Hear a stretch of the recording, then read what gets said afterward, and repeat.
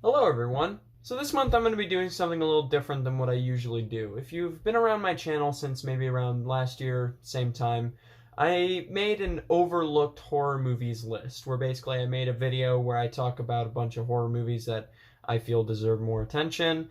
And I was going to do that this year again, but I decided not to. Because I actually wanted to give the movies that I want to talk about more time. I didn't want to just leave it at a list entry in a much bigger video. I wanted to give them all their own little spotlight. So that's what I'm here to do. Basically, over the next month, I'm going to be talking about overlooked horror movies that I believe need more attention. Some of them aren't strictly horror movies. Sometimes they're just kind of like horror adjacent. We'll get into them. Even this one in this video is not technically horror, but, you know, it's psychological horror. I count it. It doesn't matter. So, you know, without further ado, I think we should just start talking about the movie. So, here we go. Woman in the Dunes was directed by Hiroshi Tashigahara and was released in 1964. It's about an entomologist who takes a few days off of work to document and study bugs in the dunes of Japan. He is informed that the final bus to take him back into the city has come and gone, and that he has to make do and stay in a nearby fishing village. He's put up in a hut surrounded by sand with a rather strange woman, and come morning, he quickly realizes that he is trapped there. This is a movie that I watched earlier this year after months of my friends telling me to just man up and get it over with. So I did, and I think after watching it twice and owning the Criterion Blu-ray, I have now become one of those friends who tries to get his friends to watch this movie. So allow me to talk about why exactly I love this film so much. Don't worry, this is a spoiler-free review. I want newcomers to this film to watch this review and feel urged to check it out without feeling like a lot of the experience has been ruined. I will talk about certain aspects of the filmmaking and acting, and obviously just what I do normally, in more detail than what I would usually do, but I think that I kept it relatively spoiler-free, so you don't have to worry about that. From the get-go, there is a profound sense of claustrophobia that comes with this location. The hut itself looks flimsy, barely even able to survive a gust of wind, which only adds to the anxiety of this location. And that's what this film excels at, providing a very strong sense of anxiety and paranoia in this claustrophobic location. I would not at all be surprised if films like The Lighthouse were somehow inspired by this movie.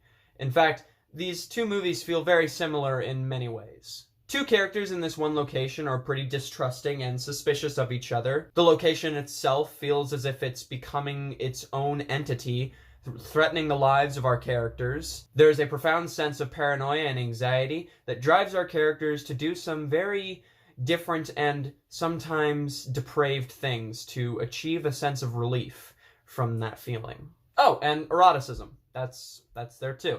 I want to touch up on that sense of anxiety that I brought up. This is partially brought on due to the very purposeful and consistently fantastic cinematography. There are lots of very close-up shots of characters that properly communicate how trapped they feel. There are also beautifully framed wide shots which help add more variety to the camera work. Not to mention, there are more than a few great long takes. There are these incredible shots of the dunes that purposefully communicate the sands of time passing as if they're trying to break you down both emotionally and physically, just as it's doing to our main characters. I love psychological horror that delves deep into a character's drive to insanity in very intimate detail. There are multiple scenes where Eiji Okada gets to show just how crazy and desperate his character is becoming. Sometimes it's with loud, yet understandable outbursts, but sometimes it's nothing more than just a subtle look. Either way, they're both effective. And don't you dare think that I'm not going to praise Kyoko Kishida as the woman, because she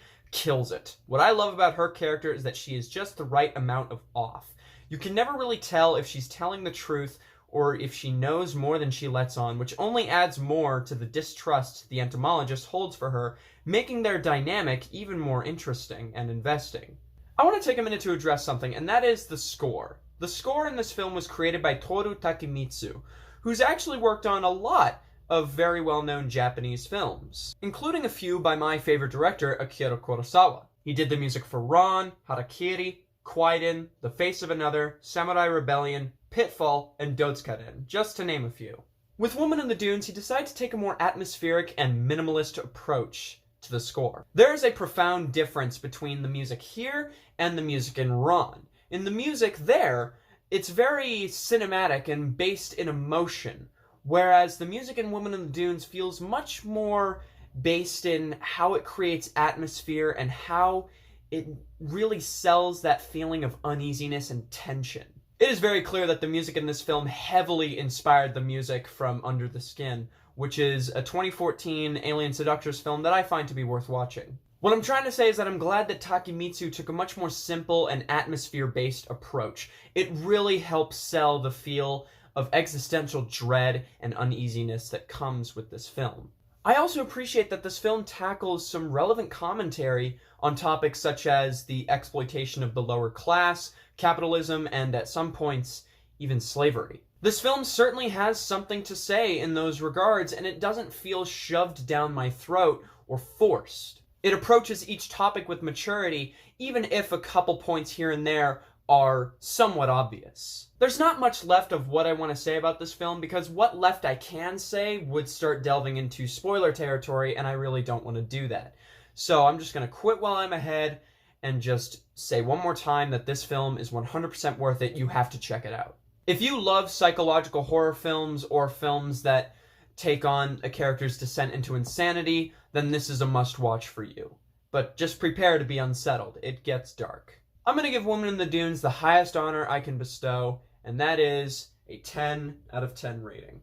Thank you very much for tuning into this rather different video than what I usually do. I usually like to tackle more than one movie per video, but this time I wanted to give the movie its own little spotlight without feeling the need to focus my attention on two movies. I just wanted to give all my focus to one movie and show just how much I love it. I already have a list of what I'm going to talk about this month. It's not going to be a ton because I still have to finish part 4 of the Criterion Challenge and the 2020 list, but I'm going to be working much harder on these individual little overlooked horror movie reviews. So stay tuned, they're coming.